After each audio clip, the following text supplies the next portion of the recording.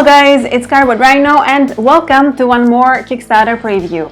Today we're gonna have a look at Orconomics, which is a new game by Agrology featuring orcs competing in a field we're not used to seeing them in business. Orconomics is an economic game for 2 to 5 players or orcs, having left behind the arenas and now using their strong green hands in order to fight for dominance in the business world. We have a modular board with 10 different industrial sectors where players can place their companies. The companies can generate income or losses, and players also compete for trophies depending on their presence on the board, so to gain victory points.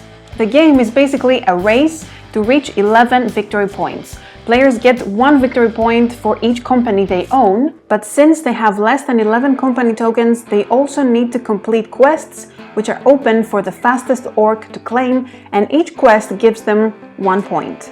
In the game, players take turns and the active player is called the Oracle. The industry segments can be in random order, and each turn the Oracle rolls the forecast dice to indicate one sector that will be activated for the turn. Players start with 2 companies each on the board with 5 skulls each, plus 1 additional silver skull for the second player, 2 additional silver for the third, and so on. 1 gold skull equals 4 silver ones. We have 3 open quests available for all players to claim, and each player is dealt 3 industry cards as their starting hand. Last, we start with one of the sectors being in crisis, which means that it generates a loss of -2. Each sector has spots for players' company tokens to be placed.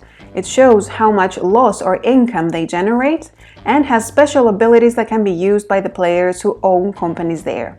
The numbers on top indicate the number that needs to be rolled so that it's activated, and the stars show the likely frequency of its activation since we're using 2 6-sided dice.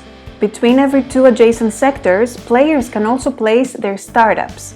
They have 3 bases on which each startup needs to advance in order to become a proper company. Startups don't give victory points to the players, but when they advance after the 3rd base, the player chooses to which of the 2 sectors it's going to be established at as a company, and then it counts for 1 victory point. The competition between startups is fierce, as if there is already another player's startup at base 1 when you want to place a new startup there, you just remove it and it goes back to its owner. When you promote your startup in a sector, it moves 1 base down, and any rival startups along the way are to be moved back up. Another important aspect in the game are the loans.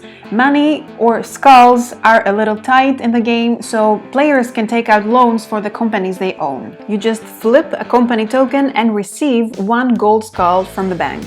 The token still grants the owner 1 VP, and interestingly, unlike the Lannisters, orcs never need to pay off their loans. However, at the start of their turn, the Oracle has to pay an interest of 1 silver skull for each of their loans, if any, to the bank. Let's see what you actually do in your turn. So first, the Oracle, the active player, has to pay interest on their loans. Then the Oracle rolls the forecast dice and, depending on the total, moves the activity token to the corresponding industry. When an industry is activated, all the startups at its borderlines are immediately moved 1 base down. If the forecast dice total is the same as in the previous turn, so if the same industry would be activated a 2nd consecutive turn, then we have an embargo. The poorest player gets a donation of 1 gold skull, the crisis token is moved to the following industry clockwise, and the Oracle re-rolls the forecast dice to have a new industry activated. Then we go to the first stage of a turn, in which players who have companies on the activated industry, as well as in the 2 adjacent ones, have to collect their revenues or pay for their losses for each and every one of their companies there. At this stage, they can take out new loans if needed to pay for their losses. The second stage is an auction.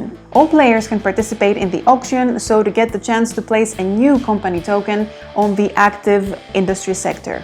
The Oracle starts by either bidding or passing, and the first bid has to be at least 1 gold skull. Players can use their money for the bidding as well as their industry cards at the rate of 1 gold skull per card. The winner of the auction gets to place a token on the industry. The last stage of a turn is the development, and it's only played by the Oracle. The Oracle can play one or more industry cards in any order to activate the ability of an industry they have a company at, to create a startup in the industry depicted on the card, or to promote an existing startup of theirs. To complete a turn, the Oracle can get one industry card for free or pay 1 skull to get 2 cards instead. They need to discard down to 5 cards if they have more, and the next player's turn begins. At any point during the game, players can remove company or startup tokens to get them back, as the tokens are limited and they might need to turn to a more profitable option. Also, when a player completes the challenge of a quest and is the first to claim it, they get the card, which also counts for 1 victory point. As soon as a player reaches 11 victory points, the game ends and that player is the winner. So that was Orconomics, with fierce competition, fast-paced flow, and an unusual theme. If you'd like to check out the Kickstarter campaign page of the game, I'll have the link in the description. Thank you very much for watching, guys. I'll see you in the next video.